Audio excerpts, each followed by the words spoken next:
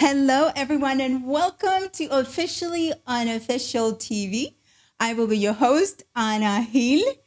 Welcome, welcome. We see all of you are already in the chat and having fun.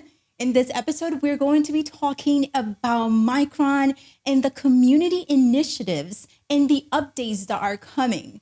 Our guest, because some of us in Central New York might not need an introduction. He might not need an introduction from some of us, but for those of you who do not know Dr. Robert Simmons, he showed up in our Central New York community with an enthusiasm and commitment to diversity and inclusion. And we have seen that all throughout the work that he has been doing. We're going to hear all about that and what Micron has been doing it to involve all of the students from K through 12, veterans, the community as a whole. But before we dive in, here are a couple of housekeeping rules. If you have any questions, please feel free to do so, but precede it with a Q&A column so that we can find it easier on our side. Without further ado, here is Robert Simmons. Hello, Robert. You know, we have to start. We have to start real quick with what happened. There's so many things that happen behind the scenes. All of you, thank you so much for being here. Robert, go ahead and explain your situation right now. I was coming back from a meeting with Dr. Hilton, who's the president of OCC. He pulls off. I get in the rental car, and it doesn't start. So I am here. I want to give a shout out to Jacob Chong, the franchise owner here at Domino's here in Manlius, and he's allowed me to sit here. I ordered food. He's been gracious about letting me do this from his Domino's shop. He won't come on camera, but he's over there, hard at work. So just want to thank him for allowing me to use this space, but it's also reflective of the great hospitality of this community and this region that is, I just walked in and he's like, yeah, sure. And so I think it was great. So I do have a place to talk to everybody. Yes, I mean it's been a day. It's been a day, and it's been a week also, right? Because Micron has been in town this entire week, and a lot of great things, a lot of great coverage has happened, which Robert is gonna talk more in a minute. But Robert, before we get into that, can we please talk about who Robert Simmons is? Because people have heard your name, Robert Simmons. What's going on? Some people have even called you the Syracuse savior. Definitely not that. So please go ahead. Who is Robert Simmons? Yeah, I'm just, a dude born in Atlanta, raised in Detroit, deeply committed to the work of social impact and STEM, but also at the intersection of equity and ensuring that those who have been historically marginalized and pushed out of STEM are included and providing them with opportunities. So like to consider myself as a servant leader, as a servant of the people, someone who will be an advocate for the community while ensuring that Micron is a good corporate citizen and a good partner when we think about the multiple communities that we serve. Yeah, and we saw that I'm from. I love seeing that because everything that when you showed up in the community and the way we met in October of last year, which seems like forever ago, right? And when we met, the level of enthusiasm and passion that you had, you still have it now, and I want to say a little bit higher. And we appreciate that so much because the community, we did need it, right? We did need a boost, and Micron showed up and they're like, we're here, this is what we're going to do, and you are all doing it. So thank you, right? Thank you right away for. I've enjoyed the reception of the community, and I think the partnerships and collaborations have been great. Micron will certainly change the lives of a lot of people. We will certainly go on the journey together. And I think that as someone who loves this community like my own, but also appreciates the leadership of our CEO, Sanjay Mehrotra, our Chief People Officer, President of the Micron Foundation, April Arnton, and the Executive Director and leader of our foundation, Dee Mooney, they allow me the freedom to show up as myself at work, and to do the work that needs to be done. So I think that there's a lot of credit that oftentimes people give to me, but I think there's a whole team of people from the leadership perspective, but also I work with a team of leaders, from Landon to Kathy to Rachel to Amy to Cami. Just the entire team is a team of leaders, and I think that for me, I ask of my team things that are things that I'm not unwilling to do. Showing up, being a servant leader, but also being willing to listen, take feedback, and critique and criticism, and process it, and either do things differently or just stop doing particular things. And so I think that at Micron, we're committed to that. I fully realize that this is going to impact the community, but also realize there are people who are still skeptics that this won't happen, or that this is going to impact the traffic patterns, or all these other things. And want to honor and hold space for those who are skeptical to be skeptical, but also ensure that I'm committed to assuaging their skepticism and being available to talk about their skepticism. Because I grew up in Detroit, where we're skeptical people too in Detroit. So I get it, I respect that, and certainly want people to feel comfortable, but also am very open to collaboration, feedback, and so on and so forth. Yeah, and it shows, and I second that for you. Your entire team is the same across the board. The messaging, the way they welcome people, the way they talk to people, the way they interact with all of us in every different. I've been lucky enough to see a lot of interactions from a lot of different Micron employees, and they all are the same, in their unique way. Right, in the unique way, because the only thing that they're doing is representing being themselves, but holding on to that Micron message. And That's right. that That's is, right. yeah. And so, Yeah. yeah, shout out to all of you out there. You're doing awesome. Yeah. Yeah. So, Robert, for those who, because when you first came to the community, we didn't know who Micron was, although we use memory in everything, right? Everything is about Yeah. memory, but we didn't know who Micron was. So, please, who is Micron for those in the audience that do not know? Yep. Yeah, Micron is a chip manufacturing company started in Boise, Idaho. We are the fourth largest producer of chips and memory in the world. And we have offices throughout the world, but we have a significant footprint in Boise, Idaho, obviously.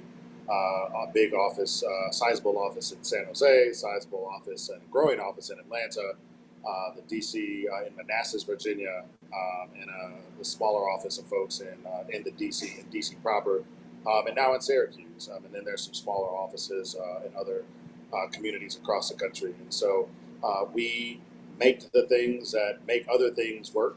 People don't see us because you can't buy us at the store necessarily, but other companies that produce products that people use put our work inside of things that make the world better, make the world safer, but also make the world easier to use when we're talking about computers and phones and cars and AI and ways in which we intersect with national security issues. Just all of those things. And so all the little things that you see, that you can't see, I should say, Micron makes chips. We make memory.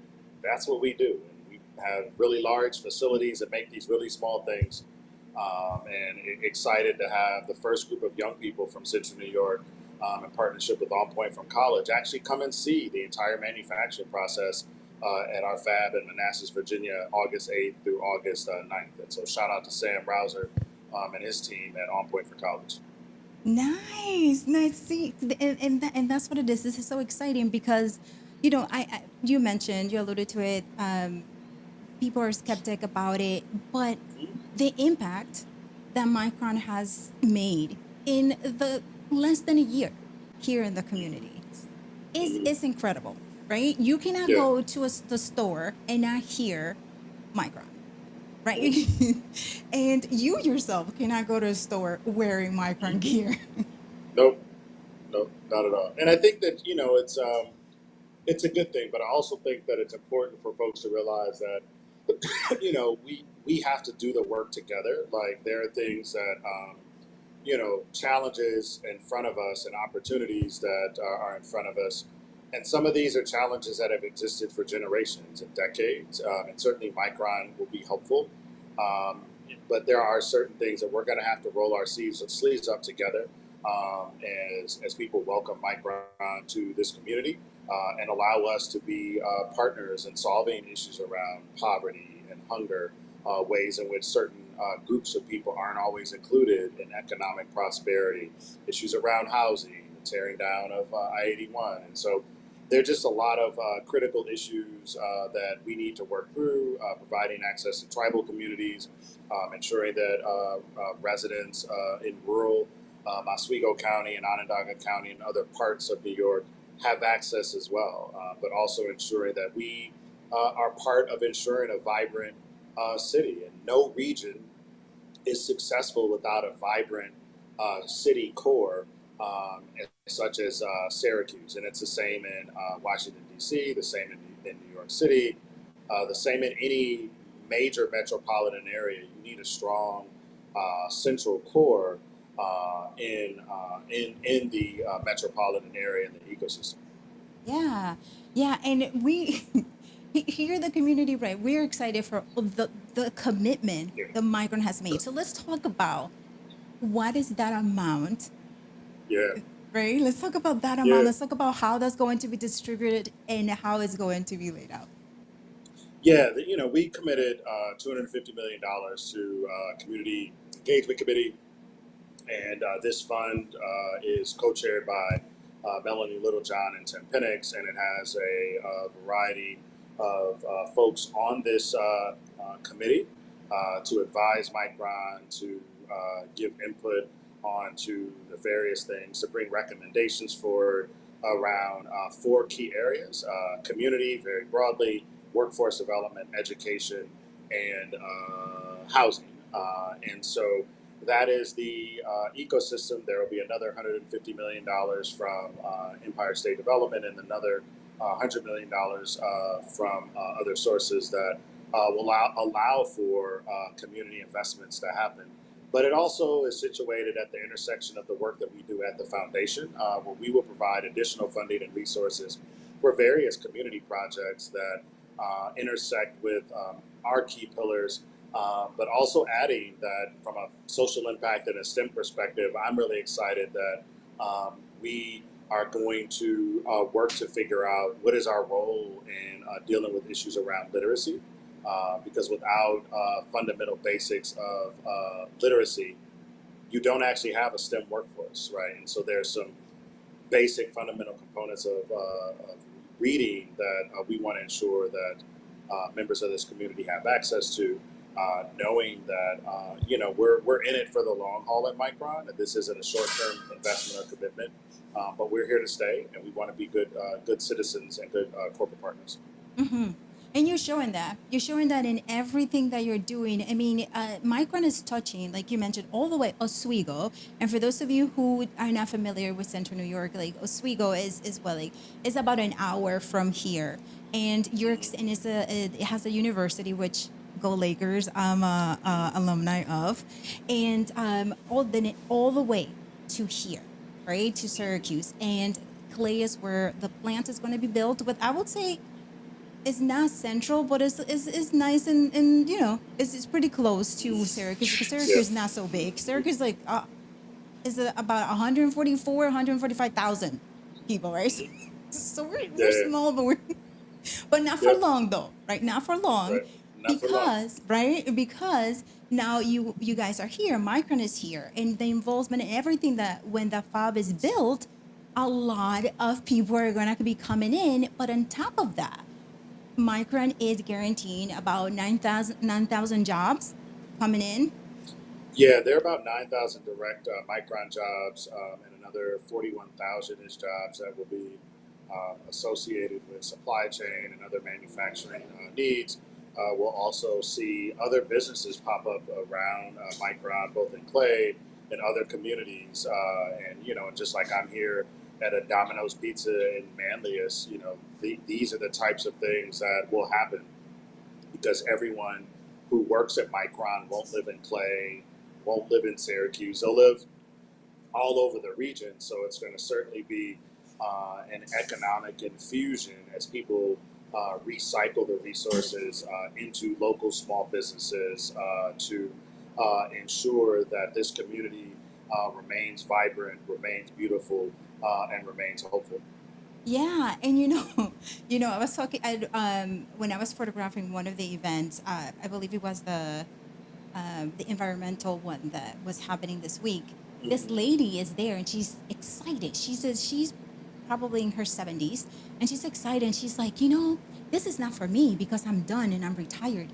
My son, he's an engineer and he doesn't live in Syracuse, but now he can come back home because there will That's be right. jobs. And I'm like, Yeah. right? Yeah. We want to bring the talent back to Syracuse. We want to keep the talent here. So that was so great Yeah. to hear from her. Yeah, I mean, I think that there's and the thing is that there's going to be folks who are going to have an opportunity to return home, and I've heard this from numerous residents, even as far away as Oswego County. Folks in Ithaca ran into someone at the airport who I had on a Micron shirt. They live in Ithaca, and they said, "Oh, my son is so excited because I think they're going to move back if they can get a job at Micron." And so I think it's important that we welcome those who are new to the community in the way that I feel like I've been welcomed and Micron has been welcomed as partners in shifting the narrative around Central New York. And I've even grown to love the weather in Central New York. So we'll see how it goes next winter. But I've certainly enjoyed readjusting, living in Virginia where we don't get very much. We didn't get any snow this year, but readjusting to my Detroit roots of snow and cold and all those things. So I think that hearing that story of young people coming back home and their parents being excited, relatives, I think is going to be a shot in the arm. But I also think, I really say to people that we need to dispel the narrative and the mythology around Micron that everyone who works at Micron isn't an engineer. Everyone who works at Micron, they may not know anything about engineering. Some people don't even know how to spell engineering, right? And you need HR people, you need folks who are in finance, legal people, you need all sorts of different folks who are going to work at Micron. And so as we think about all the folks that have to be there, we need to have a diverse a group of talented people to do this work. And I continue to reiterate that and did so on Saturday for a community event with On Point for College and the Community Folk Arts Center, and saying to folks, you don't have to just be an engineer or a technician. You can have a journalism degree and work in our communications department here in Central New York. Yeah. Yeah, and that's a cool thing about it. And another thing that is important because Micron is touching us in the community in ways that I don't believe you even know yet, right? Because the Mm-hmm. conversations behind the scenes that happen. So this is another conversation. Back in for those who were single in about 5 years ago, probably 6 or 7, there was an article written that in the headline read Syracuse, where love comes to die, right? That was the headline. And that was because, right, there was no, we're here, Syracuse is small. So Mm-hmm. my niece was going to move to Syracuse. And then she sent me that. And she's like, I'm not moving there. There's nothing there. So now singles, let me tell you, as Robert mentioned, there will be a lot of people coming in. There will be a lot of great Yeah, talent. So it's not yeah, just for yeah. right? Yeah, yeah. I mean, I think there's going to be so many benefits of Yeah. to Micron, but also I think acknowledging some of the challenges and opportunities in front of us is really important, and not getting lost in the excitement about what will actually happen, but embracing those challenges, embracing those tough conversations, embracing the criticism is really important to me. And I always say to young people, in particular, someone who was a teacher and as someone who's managed people for a long time, that feedback is a gift. How you use that gift is where the rubber hits the road. And so for me, always encourage people, whether it's our STEM programming, our philanthropy, or whether it's our, I don't know, other questions related to the business aspect of our work. Always encourage people. I welcome feedback, right? And we may not agree, but I'm open to feedback, criticism, because I think that there are ways for us to just get better together collectively, because I certainly feel included in the Central New York community at this point. Yeah. So we're gonna talk about some of the other community projects that Micron has been doing. Yeah. But before then, let's say hello to some of you in the audience. Let's see what's going on. So, Robert, if you want to say hello to some of them, you can go on your phone and do it. But we have Brian. Hello, Brian. Dan, what's going on? We have who else do we have here? We have Eden. Hello, Eden. We have Mariah. Thank you so much. We have Shane. I Oh, I hope that see. I'm pronouncing your name correctly. Oh, there it is. So you know. Okay, go ahead, Robert. Yeah, I see a few folks. I'm trying to figure out how to do that. This kind of technology is above my pay grade, so so I'm trying to follow all of the comments and the people who are in the chat. So, Yeah. but I apologize because it's not really coming up on my phone. I got you. But I at got least I'm you. here. Yeah, but Right. yeah, shout out to all the people that are listening, and folks can hit me up with questions on LinkedIn or X or Twitter or whatever they call it these days. Right. And at Robert_Simmons3 on Twitter, people can DM me any Micron related questions that I can answer. Yeah, and Eden, she agrees. She says there are many ways to contribute without being a scientist. Yes.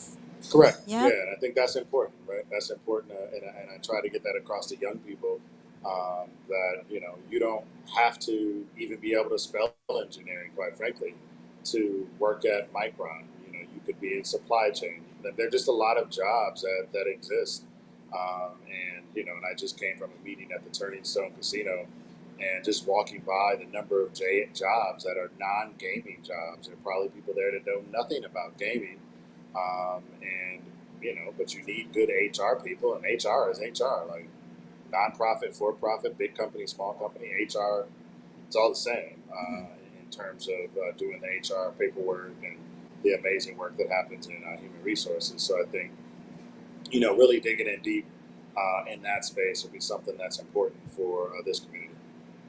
Yeah. Okay. So we have two questions, and I don't know if we should answer these questions after we cover Chip Camp, or do you want to? Yeah, I can take a couple questions. Yeah, that's Okay. good. That's what's up. All right. So we have Shay. Have you decided on your book title yet?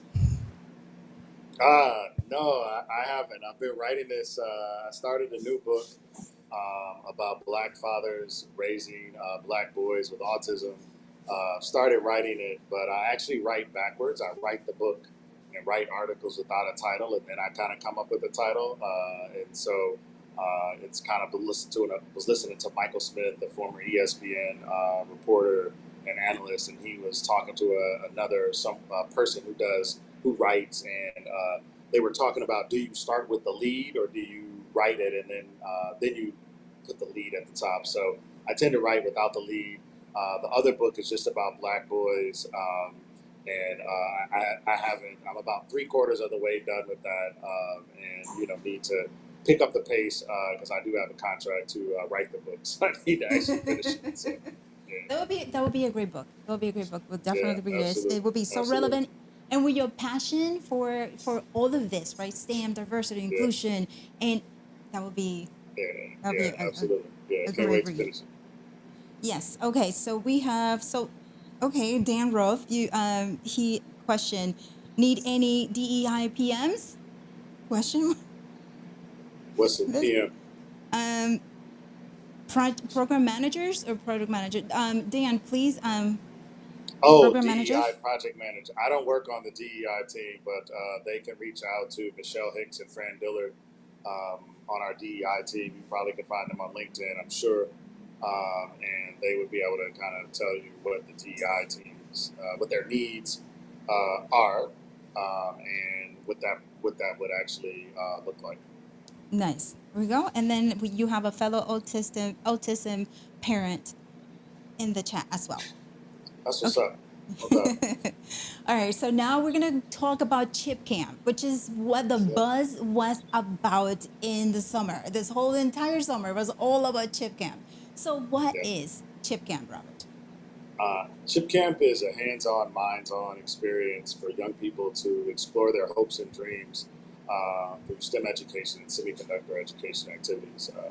We elevate field trips, opportunities for young people to visit colleges and experience different ways in which STEM appears in their community. Chip Camp was around in Boise, Idaho for about 20 years. When I joined Micron a couple of years ago, we made our first expansion of Chip Camp in 20 years. We left Idaho, still did Chip Camp in Idaho, but I felt like it was important for other people to benefit from the content. And we did Chip Camp in Atlanta, Georgia, in partnership with Big Brothers Big Sisters and Steam Truck. And then we also did Chip Camp at Norfolk State University. And so, super excited, to see the ongoing expansion. We have Chip Camp in Taiwan coming up in the next couple of weeks. I think it's at the end of August. We're going to be hosting one more Chip Camp in Singapore in December. And then we have Chip Camp Junior, which is for kids, usually grades 3 through 5, maybe 3 through 6, that will be taking place in Atlanta and right here in Syracuse.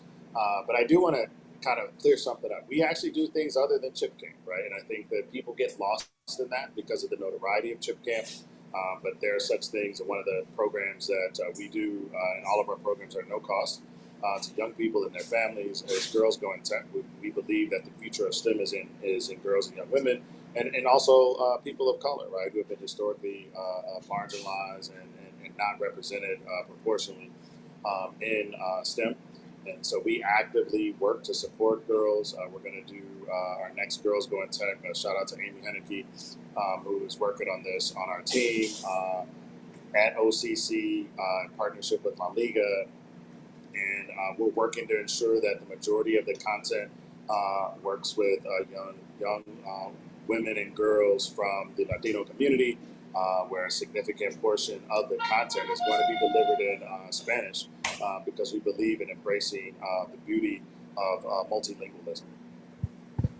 I mean, yes, right? Yes. This, and what it is like, it's all true.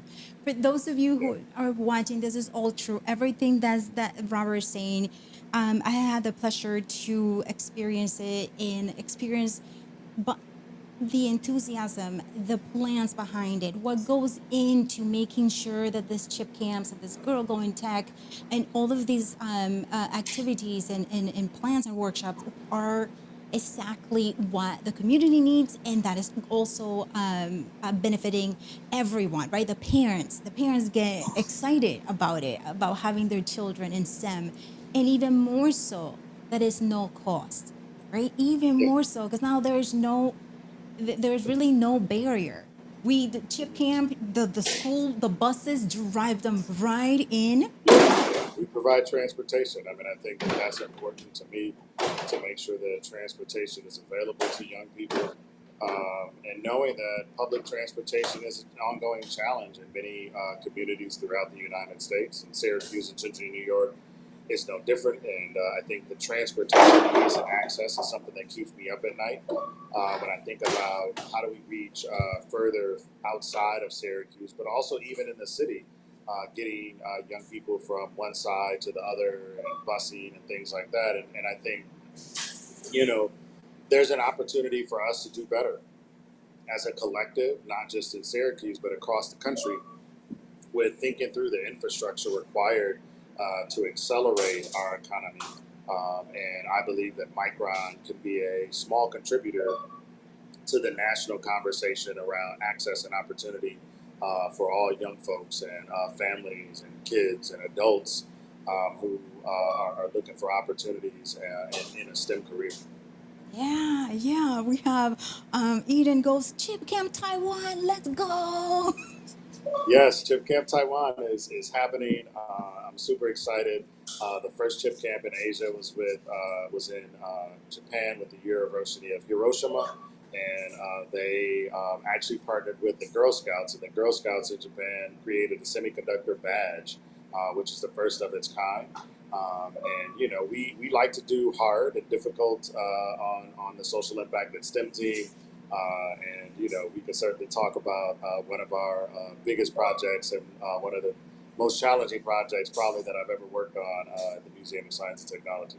Oh my gosh. Yes, we're gonna wait till we get to that. We definitely have to get to it because Yeah. that was great. And we have some great things. We have some trivia for you that you will have a chance of winning some passes to go visit that exhibit.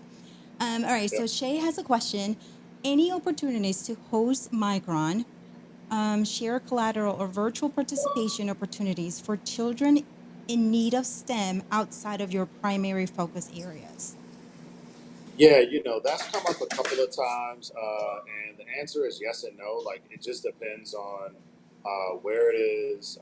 We would really have to work with other entities to do that, just because there are some other factors that play into where we do Chip Camp. But we've had conversations with folks, and we actually have done a virtual version during the pandemic and kind of towards the end of the pandemic around with Chip Camp. It's just not the same, right? STEM is something that's very difficult to teach young people or adults, for that matter, virtually. Like, it's just difficult. You can, but in a hands-on environment, which semiconductor manufacturing is, virtual is just not ideal because you need people there. And I think the community that you build at Chip Camp with young people being together and the work we just are getting started on with the STEM Funder Collaborative here in Central New York with girls STEM for Dance. You know, one of the things that came out of that is just one example why face-to-face is actually my preferred mode of delivering our content, is that these young girls were so excited after their performance on Friday. One of the instructors said, "Yeah, Robert, they're already planning what they're going to do next and trying to stay together and connected." And I think, you know, when I think about what we know as best practice and the research around, particularly supporting women, girls, and people of color in STEM, one of the things that's important is them having a sense of community and a sense of belonging, and it's difficult to create that virtually. So, you know, we'd be happy to talk to people about ways in which we can collaborate outside of our geographic footprint. It's just difficult right now for us to do that, but there are possibilities and possible ways for us to try to take that on for sure. Yeah, I agree. The hands-on part of Chip Camp could not really be enjoyed virtually Yeah, for sure. yeah, yeah. But It's a yeah, thing. It's a thing. yeah. But we have a video. We have a video to show you so that you can get an idea, right, about what Chip Camp is about, and the children actually are reviewing it. So let's play the video. This VR is like way better than anyone ever made.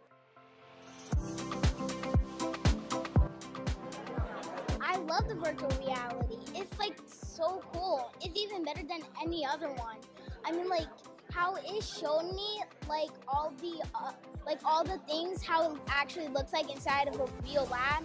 It literally blew my mind. It literally blew my mind. I mean, like I played VRs before, but this VR is like way better than anyone ever made. So what makes it better than the other ones that you have experienced? Because between that one and the other ones, it basically has just games, right? But that one actually shows how you actually make the microscopes, right? That's how you say it? The microscope, and what an actual lab looks like. But the other VRs don't really do that. That one's like a special VR made. So what out of 10. Rate it. 11 out of 10. I do not care. I would rate it 11 out of 10. Rate anything, say it again. 11 out of 10. Yes. Awesome. That's That funny. that was awesome. She was so excited about, and that was about the VR, and that was a Women History Month panel that you Yeah. you actually awarded some Scholarships. Yeah, we Micron some awarded, I scholarships. think, 2 or 3 scholarships. And the VR headsets are an important part of our work. They're a little complicated to do. You got to clean them and things like that. But shout out to Landon Lober. He was kind of my guinea pig on my staff. Of, hey, you think you could try and make this work? Because this is kind of complicated. And I tried it, and so Landon has been deeply involved. And we're trying to figure out, can we do it at scale? Can we do this with, kids across the country, to the question around scaling our program. And I will say one of the ways in which we can reach more kids and other opportunities is that we're currently having conversations with a couple of universities about programming, because they have clean rooms as well. And so shout out to Tom at Cornell University, because we're talking to Cornell about how to do this.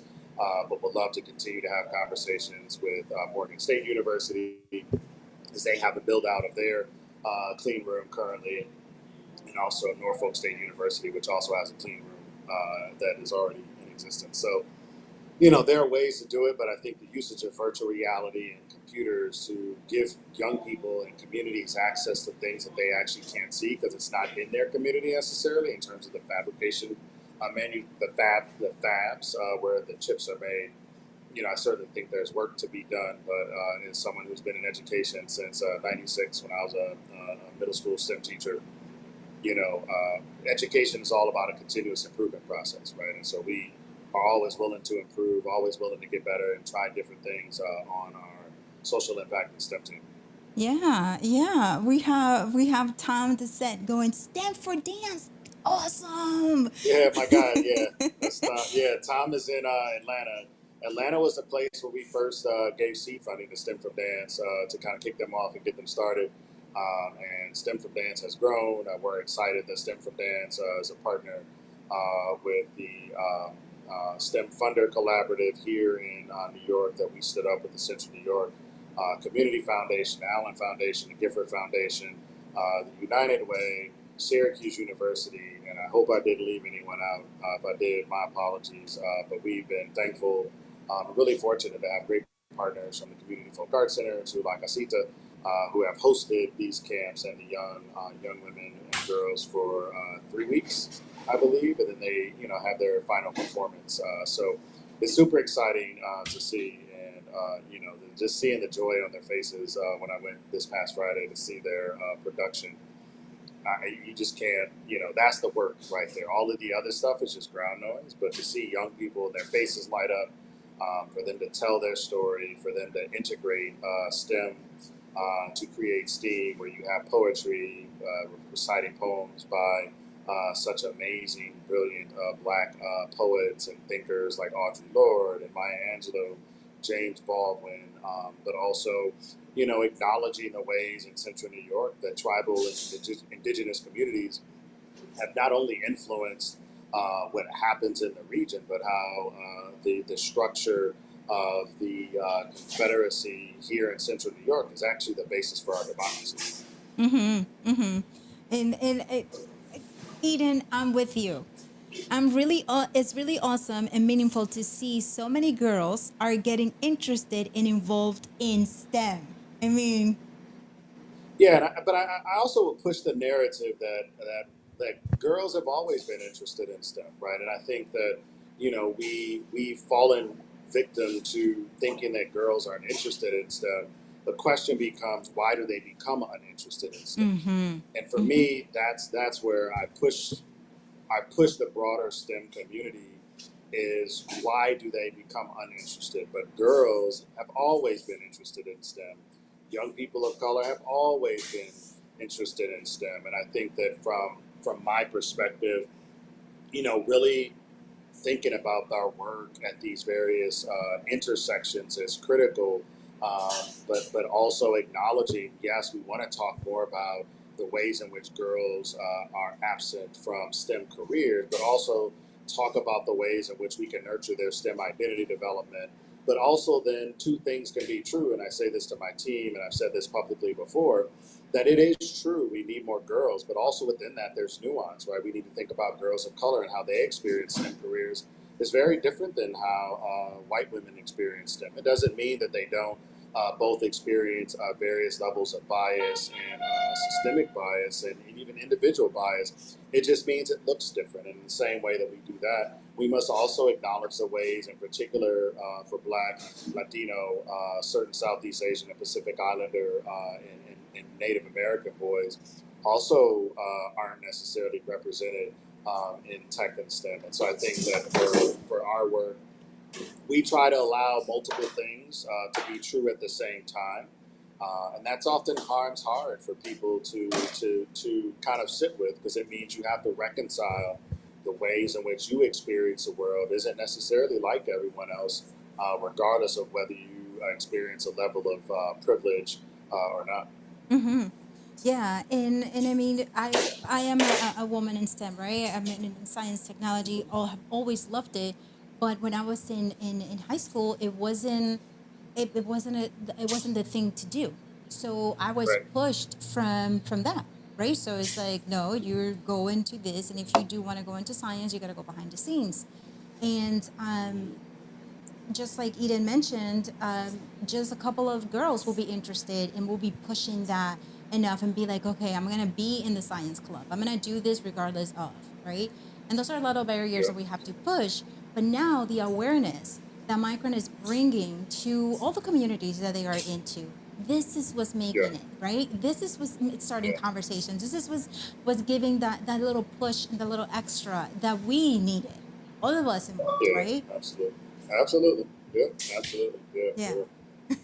That's great. So here we will show you a chip cam video that it was. I have had the pleasure of attending all three of the chip cams, that three of them, and my absolute favorite chip cam. I mean, they're all great because they're all hands on. The kids are amazing. They get involved in it. They really get into it. The first day they go in there and they're like, I'm not sure. By the end of the third day, they are just excited, asking when is the next chip camp.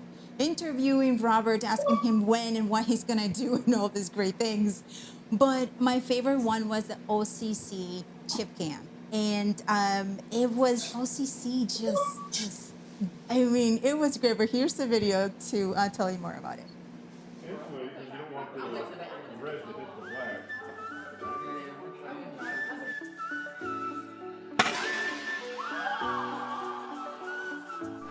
All right, so we're at Chip Camp, end of day one, and we're just talking about what we liked about it, things we could do better. And overall, it was just a really nice experience. At the beginning, we had this whole thing where we walked around and looked at all these different stations, all these different aspects of STEM learning. And then we went into more structured events, like in one of these rooms, we were building robots that could, we were using circuits, open circuits. And then we came down here, we had lunch. Then we went and did rockets outside, which was really fun. And now we're just waiting out here. We're going back to the bleachers right now. I had a really good time. They do not want to go. Hi, I'm Cameron Littlejohn. I'm a second grade teacher at Meacham Elementary. I'm here at Micron's OCC Chip Camp, and I just love engaging with kids from across the board, across Syracuse, across Central New York, and seeing other kids come together and engage together is really an awesome sight to see. It's a good experience for myself. It's a good experience for these kids to do more hands-on learning and to experience it all together. So I'm really excited to be here. I'm really excited for the opportunity. More to come.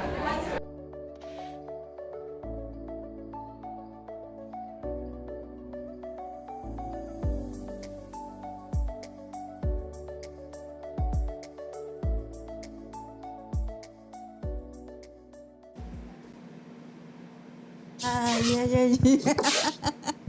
That was great. I mean, the teachers, they are all into it.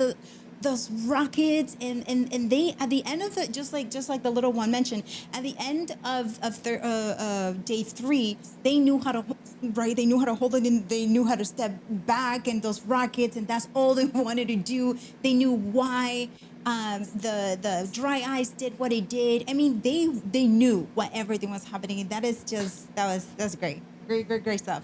So we have Matthew Sitton, with a comment. Such a great point, Robert. You have done an incredible job of meeting all youth where they are and providing them opportunities to grow their STEM skills. Excited to see chip camps continue to scale across the globe.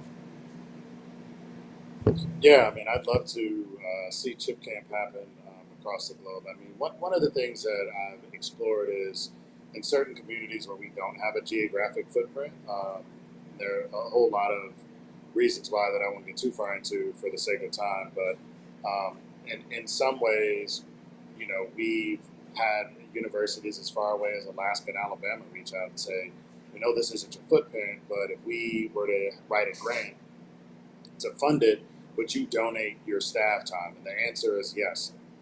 Micron does not benefit from any funding that's raised for if people do that. All the funding goes to the equipment, the materials, the supplies, and the food, the paying the teachers and paying kids. And so we don't profit one bit. And so that is one model that we could explore. If there anyone listening who wants to have Chip Camp in their community, I am committed to making sure that I figure out how to have some of our staff present and available for various opportunities that may exist. But I will do my level best to work with folks and sit with folks and say, well, here's the actual budget. Here's how much we normally contribute to Chip Camp. And I think that is one thing that I've toyed around with is we at Micron Technology have launched the Northeast and Northwest Network with a forthcoming network of minority serving institutions. Okay, so we have 2 questions, and then we have to talk about the most. And I know, Robert, that you have to actually go to the most also. So so we're gonna be wrapping up very soon. But okay, we have 2 questions. Matthew asks, Robert, what has been one of your fondest memories from the chip camps and team have completed? You and the team has completed. I think one of my fondest memories is actually in Atlanta. There was this mom at the end of Chip Camp. She came up to me and she was pretty emotional, and she said, I just appreciate Micron for doing Chip Camp here in Atlanta. And I followed Chip Camp. He participated during the pandemic, and it was helpful for him during Chip Camp, and it was like therapy for him because he got to interact with other kids. And then she went on to say, well, if you all weren't coming to Atlanta, we were coming to Boise. I don't know how much it was going to cost, but I was going to get him to Chip Camp one way or another. You all didn't expand in Atlanta. And for me, that was just a powerful statement, not just about the impact of Chip Camp, but the impact of our programming and programs in general in communities that are free, that are no cost for young people from particular zip codes where families may not have the economic means to pay for $500 for a STEM camp or a sports camp. And for me, people talk about the STEM piece, but for me, Chip Camp also is a way to keep kids engaged and provide access because it's free. There is no cost. And someone asked me one time, well, if you had to build a cost model, would you? And the answer is no. I think that it is unethical for us to do that, to even consider a cost structure, fee structure. Chip Camp, as long as I'm in the seat, will always be no cost because young people deserve the opportunity for their dreams, for them to chase their dreams, to nurture their hopes, but also to share their brilliance with other people. And we will continue to push that forward. But if there is a desire to kind of reach out, there are other models. But yeah, the Atlanta one was amazing just to hear, and the young man was so excited. And there that's a great story. And like and there are so many like that. Like if you the parents are Sure. so excited right after before when they see their kids' faces and it's awesome. So it's just Yeah, absolutely. so the next question is from Mariah. She asks, "How can we volunteer for Chip Camp?" Yeah, I mean, we're always looking for volunteers. We typically work internally with our engineers and employees for volunteers. We've actually had for Girls Going Tech here in Central New York. It was a I take that back. Girls Going Tech in Atlanta and Girls Going Tech in at OCC maybe. I could be at with the Y in Onondaga County. We had volunteers who didn't work at Micron. So if you're interested in volunteering for any of our programs, please shoot me a note on DM me on Twitter, or LinkedIn, or X. What is it? X, Twitter. Anyway, the Bluebird, the X. I don't know. The TwitX. And the TwitX, whatever it is, and I'll get back to you and connect with you about what that process would look like because I think it's important. But at the same time, I want to make sure that I understand like what folks are trying to volunteer at.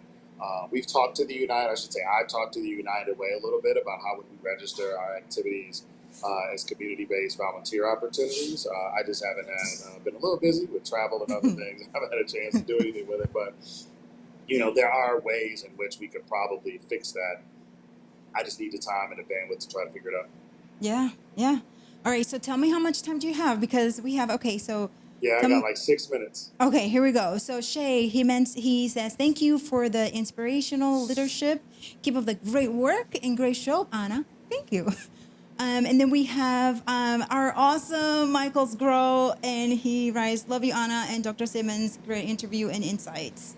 Okay, Yeah. so deconstruct it the most. It's Robert, take it away because just go for it.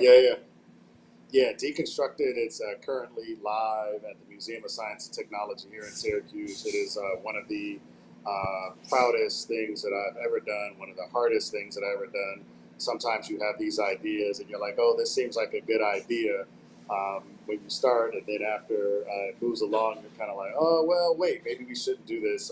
But it is a hands-on, minds-on experience for young people and families. There are activities that exist and that are led live by Museum of Science and Technology employees. From time to time, there will be Micron employees leading sim activities with kids right there at the most, and we're just excited. It allows people to see the history of memory, and one of the things I'm proudest of is that it is not necessarily the story of Micron, right? It is a story of memory. Do they talk about Micron in certain places? Sure. But it is literally the story of memory and chips, going back to the big floppy disks that were like as big as a 8.5 by 11 sheet of paper in some cases, all the way up to the current construct of memory that's in like a PlayStation or iPhone or Samsung, whatever it is. And so I think that, there is the exhibit is free today. We have passes for the most that are good for families. I have some. Whenever I'm at the most, I pass them out. I intend to swing by the most on my way to the airport today. But it is an amazing exhibit. It is one of the few that exist in the United States. We're still kind of figuring out how many of these exhibits there are. We've had conversation with the Discovery Center of Idaho. We've heard from people as far away as Germany and Asia about, hey, would you all ever consider trying to reproduce Deconstructed in other communities and geographies? And right now the answer is maybe, but not in the next year, because like I need a little bit of a break. And shout out to my three partners in this, four partners, Emily Stewart and Lauren Cochin at the Museum of Science and Technology, Rachel and Lindy at Micron worked with me, project managed it, kind of did a lot of the graphic work with the most. And so there are people that talk about Emily and I as kind of the architects of this exhibit. And certainly it was a vision that I had with Emily and in conversations, but by no stretch of the imagination is deconstructed a Robert Simmons production. It is a us production. Yeah, yeah, and Robert, you just explained it exactly how it is really not about Micron. It's about memory. It's about That's how right. it's made. It's about the history of it. It's about where we have come as humans, right? And I do want to add that um, memory and STEM is not the domain of Western technology, right? And we pay homage to the ancestors, right? In particular, our tribal brothers and sisters that in native communities that have, utilized technology in various forms, in various ways, since the dawn of time. And we ensure that those voices that aren't often included in the story of technology in particular are included. And when people go to the exhibit, you'll see sections that talk about tribal communities and their contributions to our collective legacy in technology. And that's a starting point for engaging, in particular, students of color in tech, is allowing them the opportunity to see that their ancestors, their legacy, their history is tied to technology. It is not simply the domain of Western technology and Western science when we think about technology. And that's something that is important. That's something that I stand by and stand on. And we must acknowledge the ways that various communities have contributed to the tech sector, not simply frame it as particular communities have benefited from technology, but there are specific communities that aren't included in the story we tell about tech that have contributed at the root of technological advancements and the ways in which tech has appeared in 2023 and will do so and continue to evolve beyond. Yeah, this effort, Robert. I mean, the way to which you explain everything and your intention and your passion about And just look, listen, and here's the thing, right? I say to folks, like one of the beauties in my professional career was learning broken Spanish, playing basketball, living in Santo Domingo, right? And I always tell folks that, I learned a lot by being the other and the gringo in Santo Domingo about the relationship between Dominicans and Haitians, the ways in which colonization impacted those communities and the ways in which hurricanes and martial law actually works. But the one thing I also realized as a teacher and continue as a visiting professor and scholar of practice and anti-racist praxis and all sorts of things at American University is there's beauty in bilingualism. There's beauty in multilingualism. We don't other multilingualism in the exhibit, and there's a portion of the exhibit that has English subtitles because it's all in Spanish. And that was intentional because we want to bring everybody into this exhibit so they feel included, so they feel a part of it. And we are unapologetically committed to equity at the intersection of STEM and social impact at the Micron Foundation. I mean, yes, yes, yes, all of that. And it's true. And I thank you so much from all of Absolutely. us, for Yeah. everything that you're doing and for your voice. Because you Thank you are so much. speaking for all of us. And Thank you just so much. thank you. Thank you. Yeah. So we have, I don't know if you have time for the trivia. We can do the I do trivia. have time. If you, I do you have time for the- trivia real quick. Okay, Yeah. awesome. So here's what we have. Robert was going to be on site. So I had all the, we have Micron socks. Do you have some of this, Robert? Wait, I had a where is couple it? of pair of Yeah. I have a couple of pair of Micron socks actually. They go And- good with the gray suit actually. Yeah, I have a couple of pair. Yeah, And yeah. they're nice and comfy. I'm wearing one. They are nice So and you, comfy, yeah. we have, for those of you who are local, or if you would want to take a trip to Syracuse and check out Deconstructed, which is incredible, as you just heard from Robert, we have most passes, right? Also, so you will have your choice of that. And then we have this really cool coffee mugs right here. Coffee mugs are great. The coffee Right? mugs keep coffee really hot too. It looks like it means like I haven't tried it, but I'm gonna try one. Look at this. They're amazing. Yeah, you should keep one of those for yourself. Yeah. We might just do. I have about 5 or 6 of them at home, so yeah, they're legit. Yeah, so this is it. So you will have a choice of one of these, right? So hopefully, if you're local, you will send us an email. We will meet. If you're not local, you just have to pay for shipping. That's it. But you get one of these awesomeness. in here.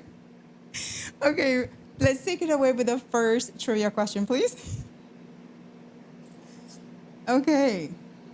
Which statement is true? Go ahead, Robert, and read it. We should stop Which the clock. statement is true or false? Micron is headquartered in Cupertino, California, or Micron is investing $100 billion to build chip fabs in Syracuse. Okay, so now you write your answer. Remember, you're gonna have the time. Okay, do we have the time? And I'm gonna see here. It's on? Okay. There it is. Go for it. Good luck.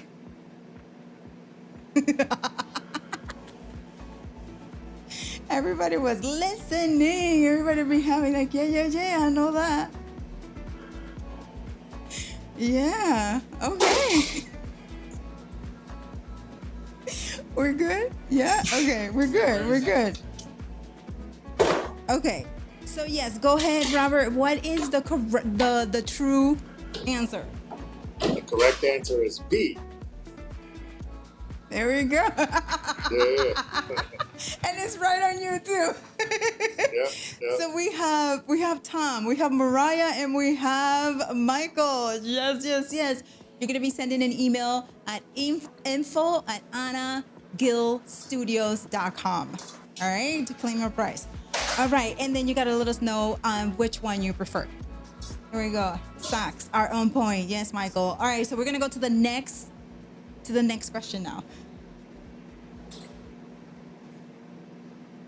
Okay, here we go. Go ahead, Robert. Chosen in a public online vote, the names Yad and Tukada were given to the baby elephant twins at the Rosamond Gifford Zoo. What do these Hindi names translate to in English? A, code and circuit. B, cookie and spam. B, memory and chip. D, cache and pixel. Here we go. Let's see what we got. Let's see. Let's hear some. Let's check out some answers here. Robert, do you know that we've been on for an hour? Really? I didn't know that. Yeah, right? I was like, oh, it's been an hour. All right. Maybe forget about my failed rental car situation with Enterprise for now. Jesus Christ, I'm telling you. Keep them coming. Let's see. All this, you know what? All of these awesome peeps were just paying attention. We're good? Yeah, we're good. Okay, Robert, go ahead with the correct answer. The correct answer is B, memory and chip. Hey, so look at this. All these people. Let me see. We got memory and chip. Okay, so we have Terry, right? Is that the winner? Terry Hopkins. Yes. Send us an email at info@annagillstudios.com.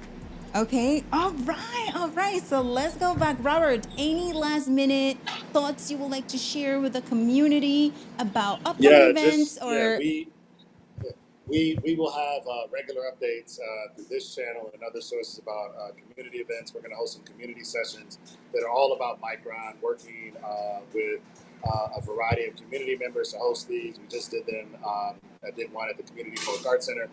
For those that are interested in hosting a Micron 101 or Semiconductor 101 workshop, please reach out to me on social media and I'll get back to you on timing. The last thing I want to shout out, my guy, Jacob Chong here at the Domino's here in Manlius for letting me to crash his party. I want to encourage people to patronize this local entrepreneur and, just shout out to my guy for just let me crash while my car wasn't working, waiting for them, doing this, trying to get to the airport, all sorts of things. And, so just thank you for everybody for joining. Hit me up on LinkedIn, X or Twitter. You can reach me at Robert_Simmons 3. Yeah, and we made it happen, right? And it just, the time got changed a couple of times for those of you who are catching the replay. That's why you couldn't find us. But we're here now, and you can catch the replay. Still, if you're watching the replay, please write your questions. Robert and I will come back and check out the comments. And also, if you want to just send it directly to Robert, you have his contact information. But yes, thank you so much for watching, Robert. It was an absolute pleasure. I'm glad this happened. Everyone, my name is Ana Gil and my channel is Officially Unofficial TV. So please go ahead and click like and follow me for more updates, community updates. And if you have a story that you would like to tell, community story, please do so. Send me an email at info@anagilstudios.com. anagilstudios.com. Thank you so much for watching and have an amazing rest of the day and weekend.